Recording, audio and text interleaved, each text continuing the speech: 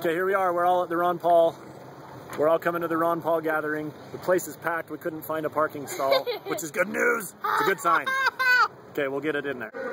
Just walked in. Here's Mr. Paul, Dr. Paul. I mean, we've been in a lot of wars and they're pretty persistent. In fact, he also knew, and the progressive airship knew that, well, you can't do that. You can't usher in the welfare state and the warfare state without a lot of money.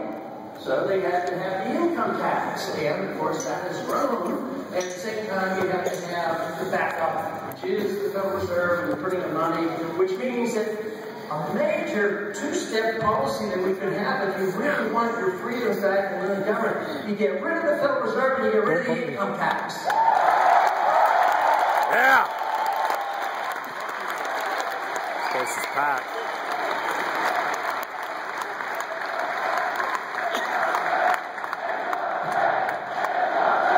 And the Fed. And the Fed. And the Fed. A lot of people say, don't bump me, please. That's crazy talk. How can you live without the income tax? How are we going to pay for the government? Well, why don't you become your own government, govern your own lives, and let you keep your money and spend it the way you want to spend it?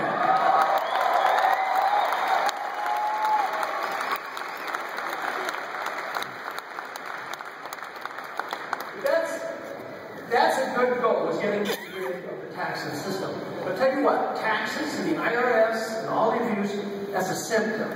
It's a symptom of a changed attitude of the American people and what the world government ought to be. The founders had a precise goal of what they thought the government should be. It was very limited. Read Article 1, Section 8. Very little authority for the Congress and the federal government to do the things that they've been doing. So what they have done, though, is they've changed their attitude. They've changed their attitude about our responsibilities around the world. I believe very strongly in strong national defense, but I don't believe in preemptive war. I don't believe in starting wars against countries that haven't done anything.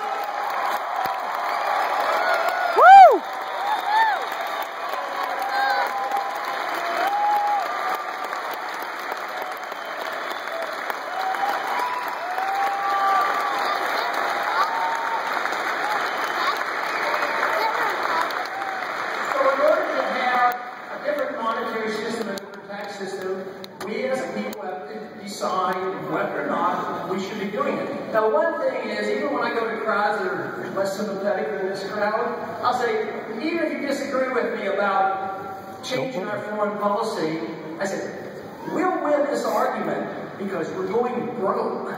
This is how the Soviet system collapsed. Guess what? The Soviets were so foolish, they got bogged down in Afghanistan. So I would say, let's get home from Afghanistan and bring our people home.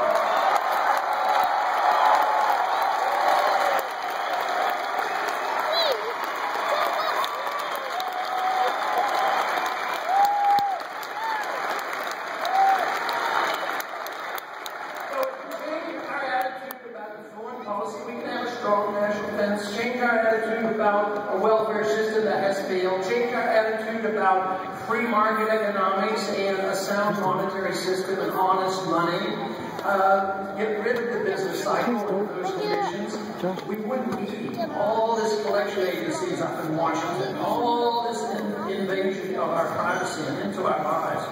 But if that would happen, believe me, this country would change. Right now, we're still a pretty fortunate country. We're pretty wealthy still, but the wealth is dependent on debt and continuous inflation and trust in the currency that doesn't deserve the trust. And we now are seeing a dramatic change. After this 100 years, there's been a big change, and now we're facing this bankruptcy. We're facing a crisis time which can change dramatically in a short period of time now because the foundations of our liberties have eroded. The foundation of our monetary system has eroded. The foundation of our economic system. The foundation of sound foreign policy have eroded. So things could get it out of control rather quickly. Matter of fact, I consider the most dangerous spot in the world right now is probably over in the Middle East with Syria. I mean, all these things going on over there, and we're continuing involved. Just think of how much money we, the American people, spent on propping up the Egyptians and having this artificial peace with Israel. Oh, this was for the benefit of Israel, the benefit of us, who knows what. But it was like $45 billion we gave to Egypt, and it ended badly. The people turned against the government that we prop up. We prop up dictators around the world. So there's a revolution going on over there, so we support the revolutionaries, and they happen to be a bunch of bad guys, and they have Al-Qaeda now in those countries. Libya's the same thing. Libya's a mess now. And we, through NATO, not through Congress, you know, that would be one thing that we could do to slow this up. Don't let our government go to war without a declaration of war by the American people. Yeah!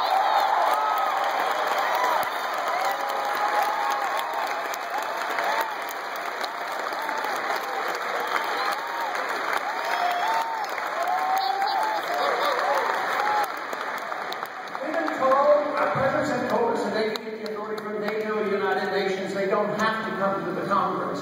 But it's up to us to change that. Government is a reflection of the people.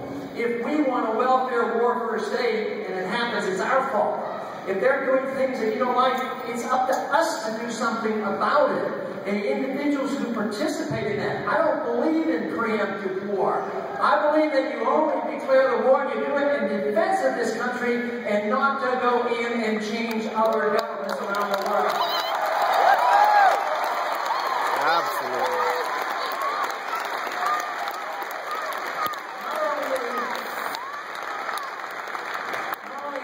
Wars very costly financially. Think of the cost in life and limb.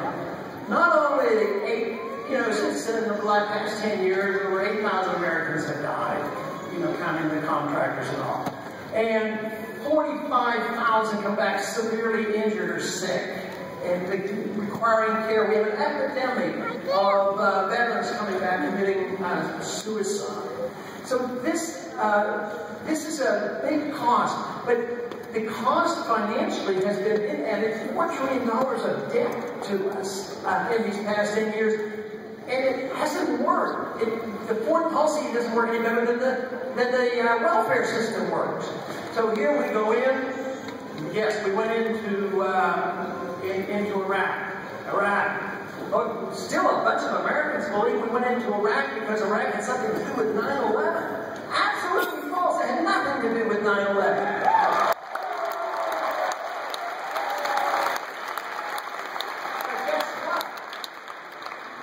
The American people were told that Al-Qaeda was there, we had to go get them. Al-Qaeda wasn't there. Weapons of mass destruction, nothing there. But then some people said, well, the real reason is the oil. The real reason is we have to really build up so that we can go after the Iranians and overthrow their government as well. But now, the government that's in charge of Iran is an ally, closer ally of Iran than they are with us. It didn't work. It backfired. The Kurds are very independent now, and there's still a lot of chaos, a lot of killing going on over there. So there's no evidence whatsoever that the foreign policy has helped us. It makes us less secure, and we're at a bigger threat, and of course challenges us financially. So what we need, of course, is a reassessment. A good place to start, whether it's monetary policy, or whether it's a welfare system, or property rights, or civil liberties, or foreign policy. A good place to start, maybe even stop there to improve things, is why don't we make sure that everybody in Washington actually reads the Constitution and obeys the Constitution?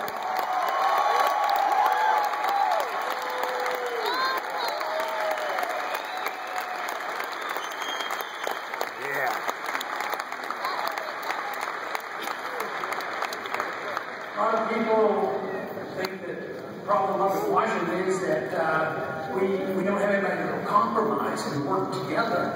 And I was on the TV program the other night, and they asked me that question. I think that's the wrong word.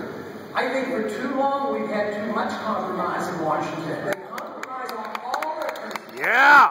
Whether it's left or right, they get together because they mean, both sides. I mean, have you ever noticed that when we change administrations and one promises to cut, do we get the cuts? Do we get balanced budget? Does the government shrink?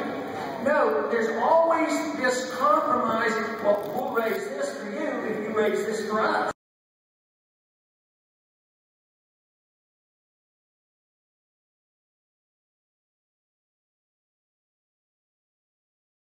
Philosophy appeals to a lot of people. It isn't like it's a narrow group of conservatives within the Republican Party and we have to take over the Republican Party to show that we believe in certain things. No, there's a coalition. When you look at the Constitution, if you look at civil liberties, if you look at foreign policy, and if you look at economic policies, all of a sudden you have people who consider themselves liberal. They'll say, you're right about civil liberties. This is one of the things that happens under war. Essentially, civil liberties are attacked. So you can appeal to liberals on civil liberties. You can appeal to liberals who say, yes, we're fighting too many wars, and come together and have agreements. That, I think, is the way. I think freedom brings people together. I think that is the best thing.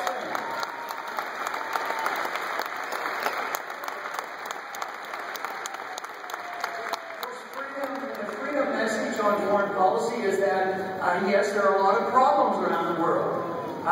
It's just that we don't impose those on the American citizens and tax the American citizens or send our children over there to be killed trying to solve all those problems.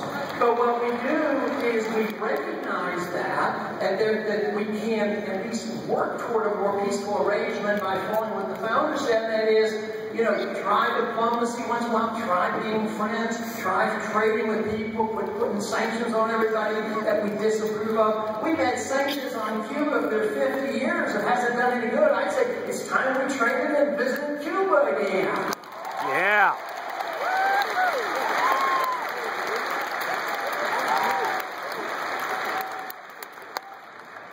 But we certainly see how working across the political spectrum, how freedom for the individual brings us together. And a lot of people think that if you endorse freedom for the individual, that they might do things that you don't approve of. And quite frankly, they might. But is that our business if they're not hurting anybody? You know, it's up to the individual. And in free society, the responsibility for each and every one of us is on us the individual, make a decision for our personal lives and our economic lives and our family lives, and not give that responsibility to the government because they'll mess that up too. Yeah.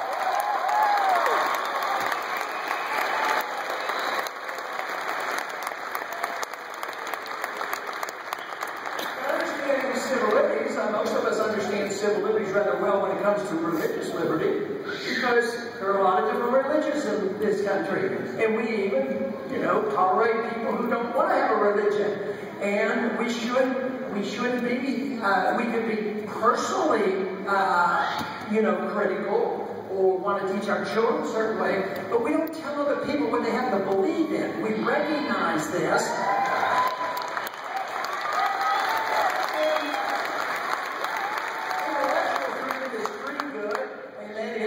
People to read books, even controversial books. That's getting a little bit more difficult, but we generally have respect for the intellectual freedom and religious freedom. If we allow people to make their own decisions about their eternity and what they put into their brain, why is it that we have not adapted and accepted that same principle on what people do with their personal habits and what they put into their bodies? Yeah.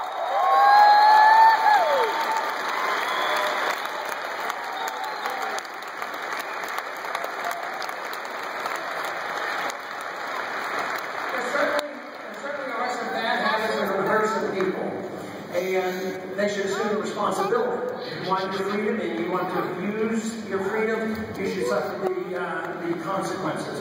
But think of history on how many people over the many centuries have suffered from bad intellectual ideas, authoritarianism and communism, and all these things. Millions and millions of people died from this. Think of the abuse under religion. People take religions and distort religions, and they do evil things in the name of religion. But we don't throw that out. But so often we throw out this responsibility to the individual. We've gotten to the point now where our federal government tells us that you're not allowed to drink raw milk if you want to.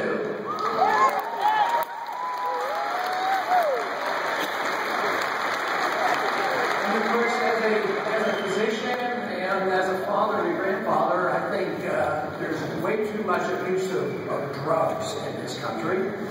I think that the biggest problem with the drug abuse in this country are prescription drugs.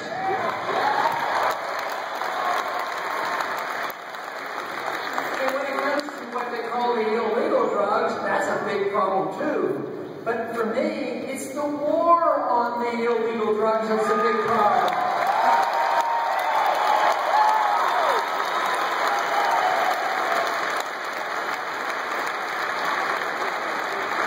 It's an excuse to violate civil liberties. It's an excuse to spend trillions of dollars since the early 1970s, since the war on drugs really got busy. It's into the trillions of dollars we spent. And once again, can we show success? Are there no drug addicts out there anymore? Is it just a wonderful thing that's happened? No. That responsibility, we live in a moral and a virtuous society. You don't need the government to tell us it's dangerous to do certain things. And that is the problem that we have so long.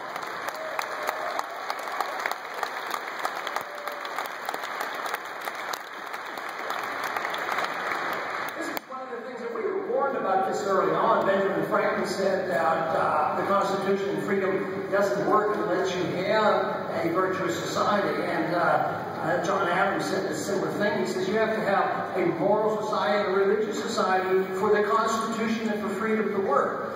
So if we decide that if the people aren't behaving like they should, just giving more power to the politicians to make us moral and virtuous, it doesn't work. It doesn't work any better than making the economy work better, or the wealth being redistributed, or more peace throughout the world. It just compounds it. So what we have done over the many, many years is shift too much authority. The founders understood this, and they tried to prevent it. They said, look, it should be a very limited government. If you want government, it should be local government. And yet, I think right now, unfortunately, what you're getting as a generation is looking at it, and a lot of people can come to the conclusion the Constitution hasn't worked that well. I mean, when you look at the votes, just go look at the votes, but look at the last 100 votes that we've had in the House of Representatives. You'd probably say, what are they voting on this stuff for? And why are they spending all this money?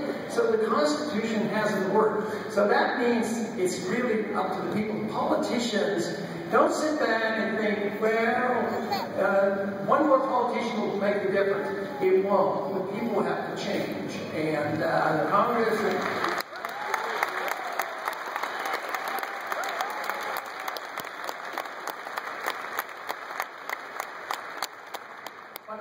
Right now, there's an opportunity for that. The economic policies have failed, the foreign policies have failed. It's not going to work anymore, so we have the chance to offer something different, something better. It's not brand new. They've talked about freedom and limited government for a long time, but it's really pretty new. When you think about how much time has really been spent in a really free society, we probably have the best example in our early history. But most of history is filled with totalitarians, and most of the countries of the world today are still run by totalitarians. So it's been tested so little. What seems like such a shame is when we had a maximum amount of freedom, we had the greatest amount of prosperity ever in the largest middle class. If we don't do anything, we've given up on this. So the opportunity now is, since this system can't continue, is when the time comes where we really have to change policy, let's hope there's enough of us there to influence intellectually, what is happening in Washington. Intellectual changes have to come before revolutionary changes come to a government. There was an intellectual groundwork for our revolution in the early days, and they set the standards that led to the revolution and the writing of the Constitution. But right now, the most optimistic thing is what's happening in the country. There truly is a revolution going on in this country, and people's attitudes are changing.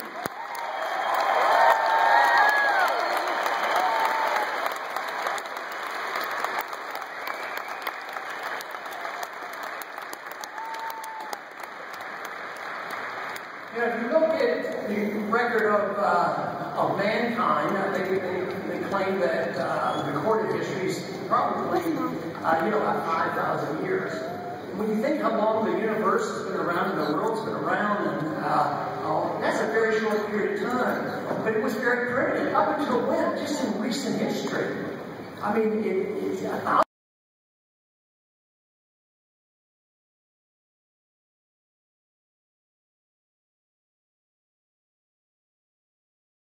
and then 100 years ago, just think of what it was like. I recall my dad telling me that the most dramatic thing in his life was seeing the gasoline engine come. He delivered milk at a little dairy, and he delivered milk in a horse and buggy. He went to trucks, ended up with a small dairy with 20 trucks. What a dramatic difference. In my lifetime, the thing that fascinated me most was the first time I saw a TV set. And today, though, with the ending of an era, we're going to see a new era. Now, the philosophy is there, the opportunities are there. You know what's available to us now is the spreading of this information like never before, because we live in the information age. We have an internet, and what we're talking about here today is not something that is narrow in the Republican enclave.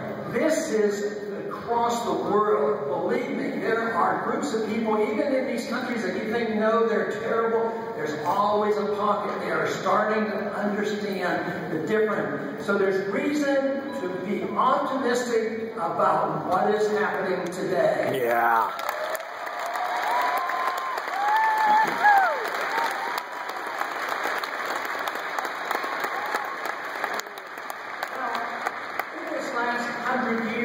So, as technology improved, just think of the scientific improvements in the last 100 years. It's fantastic. All the conveniences. And yet, what hasn't progressed in that last 100 years? And that is a peaceful solution to mankind's problems. It seems like we've made no progress. The more there has been scientific advancement, they've used those advancements to learn how to kill more people. There's been 200 or 300 million people killed in the 20th century. So all this technology that gives us some wonderful things. So where has the progress? Why has the progress not occurred outside of some materialistic benefits and outside of knowing how to fight and kill each other? At the same time, we have made essentially no progress in knowing how to avoid war. I think a new era is here. I think right now we can expect that this message is going to be new and different, because in the past we only had little bits and pieces of it. But today, it's more available to all of us. It's out there, and we can communicate. And it's changing just rapidly. In the last 4 or 5 years, it's been dramatically changed. And one great threat to here is, once again, government. If government sees that the internet and communications is a threat, guess what they want to do?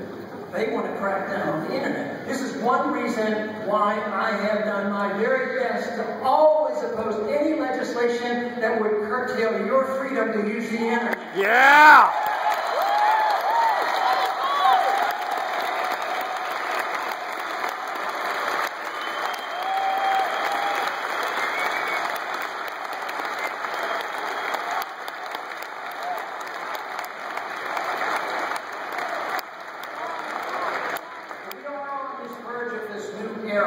And it's up to you. It's up to you to participate.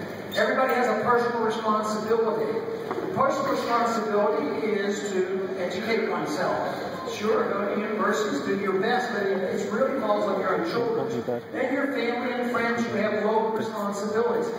We have to be responsible for ourselves and to change ourselves. If each and every one of us would change ourselves and each and every one of us believe this, why would governments do the opposite? Franklin and Adams was right. If the country is immoral, the government's going to be immoral. So it is. Politics is very important. But politics are secondary to this. What I'm talking about, the most important thing is for us to assume this responsibility. We have this free will, we have this moral agency concerned about how we run our own lives, and we cannot deliver that to the government. We have to seek to try to make ourselves more virtuous and work for excellence. There's my boy Porter. If we turn that responsibility over to the government to say, oh, they're going to make us virtuous, you know, that lends itself to a theocracy, you know, that they get involved in social and personal matters. So the only thing counts is how we take care of ourselves. And why I'm excited about what's happening is the interest shown in this individual responsibility rather than collectivism, which saturated the 20th century, that it is the individuals who then, as they improve themselves, that they can work together with other people. I think... Yeah! Watch out, Mama. Hi, Mama. And I think this is where we have seen so much progress. You know, it's been sad during the campaigns I've had for the last several years that there's a good response for young people. And I think that is wonderful, because I think this makes all the difference in the world. A lot of people used to say, well, what we need to do is quit the spending because we're going to dump all this debt on the next generation. I don't say that anymore. It's dumped on us right now, each and every one of us. We're paying the bills right now. That's why we're going to be forced to do something about it.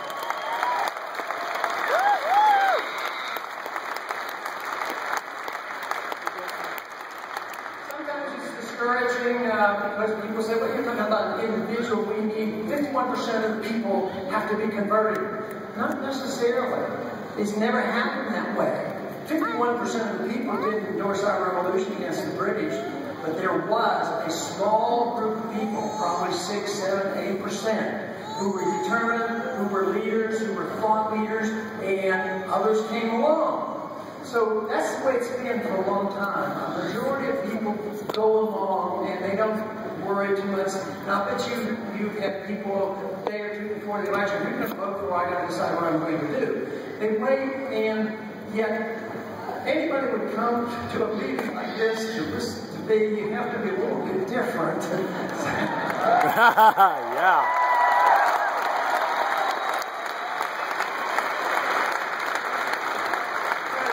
It also means that if you're in that 8%, the responsibility is heavier on your shoulders, and you will have a lot more influence. You say, well, that's too much work for me. I'll tell you what, if you do it because you have a moral responsibility, that's one reason. You do it because it's for your family, but you also can do it because it's fun.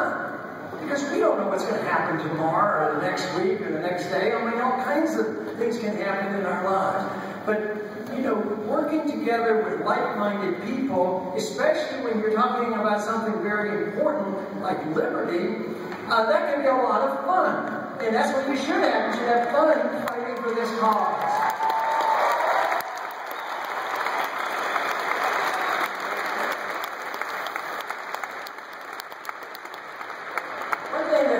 Approximately 100 years ago, about that same time when we had the progressive era, they divided us. They divided the country. They wanted to talk about economic freedom and personal freedom. And freedom isn't to be broken up. Freedom is personal, it's individual, it's God-given, it's natural to you. And you don't have half of it sitting over here. You have economic freedom, how to spend your money, and somebody else has the other half and said, well, at least I can do my thing and go to the church I want to do, and I can practice my habits as I please, and if I hurt myself, I'll take care of myself. No, it's one and the same. If you have economic freedom, you should be able to have an incentive to work hard, keep what you earn, take care of yourself and your family. On social liberty, you have the responsibility to enjoy yourself, but you take risks, just as in economics. If you take risks and you fail, you should suffer the consequences and reap the rewards. People will say, well, there'll still be too many poor people. But guess what? In a free and prosperous society, which we've had a taste of, the generosity is going to be there. And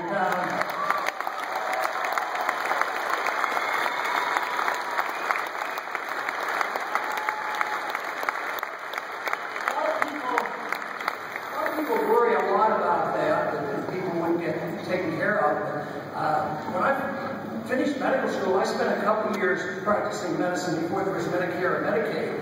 And I worked in a Catholic hospital, and I was paid the astounding salary of $30 an hour. And I was still learning, and I was glad to do it. And but even then, back then, $3 was a lot. You know, it was a lot more money than $3 would get you today. That's for sure. But nobody was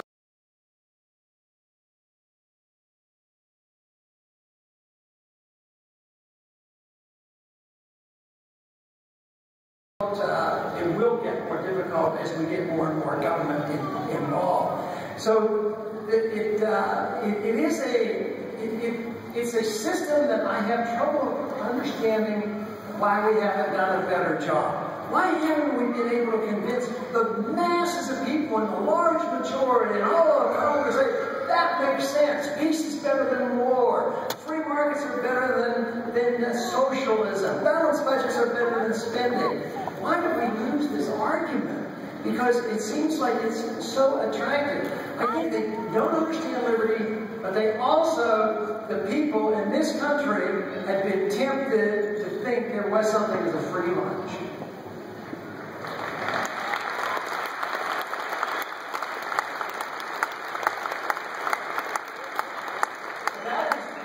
That is what has changed. More and more people know now there is no such thing as a free lunch. And that the system is biased. Even if you just look at the monetary system without looking at the welfare system biased toward the wealthy, it's estimated that the wealthy get twice as many benefits from government than the poor. But if you just look at the monetary system, when you take money and debase the currency, and you just print money, and the value goes down, there is a natural tendency, according to monetary history, that you will undermine the middle class. When we had sound money and more freedom, we always bragged about our middle class, the largest and the richest middle class in the history of the world. But that's not so true anymore. You know, we're not the most capitalistic country in the world today. It's pretty sad when we see countries like China become a banker. I mean, what's the matter with us? You know.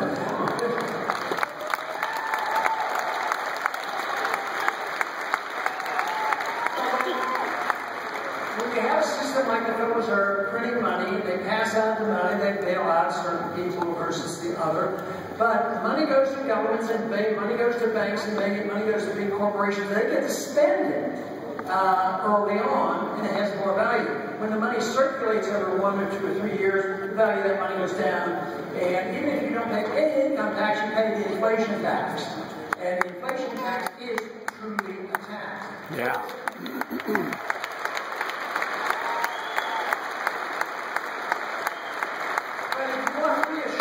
All you have to do is listen to our government, our Bureau of Labor Statistics, and our Federal Reserve say, oh, there's no inflation. The prices last year went up 2%, so you're not suffering.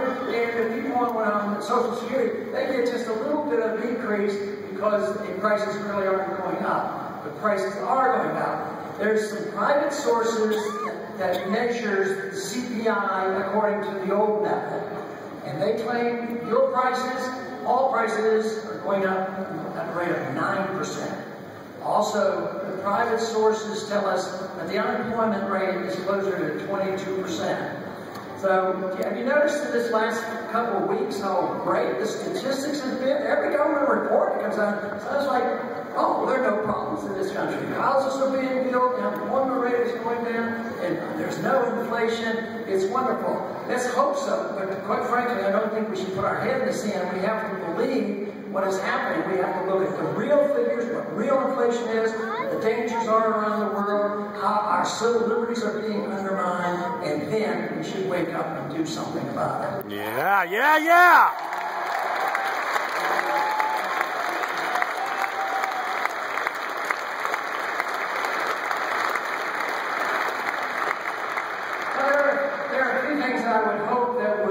Come with change of the administration, and I will continue to argue the case for these changes. For one, I would like to see the repeal of the National Defense Authorization Act. Yeah!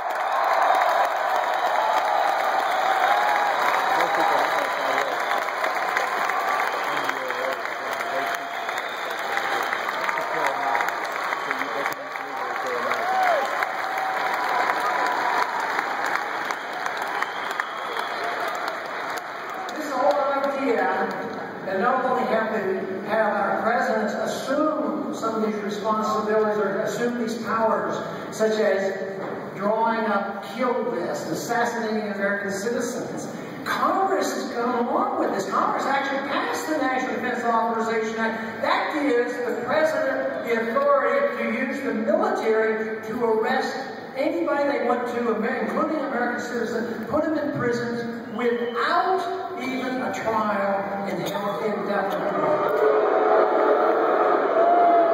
But, you know, their argument is, well, it hasn't been used all that much. But, you know, like welfare starts a little bit, like the income tax, it starts a little bit, but it's the authority and the principle is 100%, and someday it's just allowed to grow. As conditions, you know, when economic conditions get worse, look at what's happening in the other countries as economic conditions deteriorate. There's a little bit of disturbance in the streets, and we won't be immune from that. That's just why our job is so important. Because we do have some time, we do have the method. It is up to us to understand what freedom is all about, how to answer these questions, and not be, you know, not succumb to this temptation to say, oh, you know, a little bit of government is okay to take care of so-and-so, but if it leads to what we have today, we have to challenge it. And so we have these two tugs of war going on. One, those in charge probably know they're in trouble, but they're also quite capable of using the National Defense Authorization Act and other things to suppress our civil liberties. To me, to fight this battle, the most important thing we protect are our civil liberties to speak out. Yeah.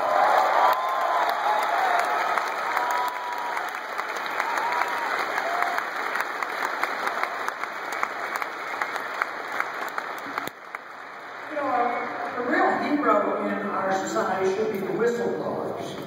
The people willing to tell us the truth. We pass laws to protect our whistleblowers, but they generally aren't protected. And they can get put in prison and abused. But what we need to know is what's happening. What has happened in our country, though, over these last several decades, is that you've lost your privacy and the government has become more secret. And it should be the other way around. The government should be open and your privacy should be protected.